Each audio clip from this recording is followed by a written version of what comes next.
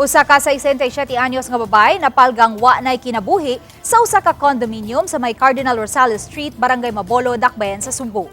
Gingong aksidente kining nahug gikan sa ika-34 nga andana sa kondo alas 5:30 sa hapon sa nakalabayng Biyernes, Enero 10. Sa inisyal nga pakisusi sa kapulisan, ang biktima usa ka real estate broker ug bibisita sa usa ka unit sa kondo kay matud pa aduna siya'y buyer sa maong unit.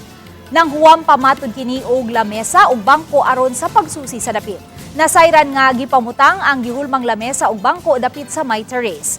Usa sa gitan-aw nga anggulo sa kapulisan nga posibleng na-slide ang 67 anyos nga broker dihang ni patong sa lamesa o baka napalid sa pag-unos ni adtong orasa. Susihon pa sa kapulisan ang tanang kuha sa CCTV sa kondo kung aduna by foul play sa hitabo.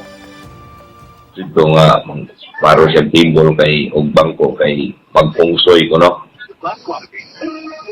Dito man siya dapit sa Dublin yun sa dito sa Murag kanang terrace, ani maong unit.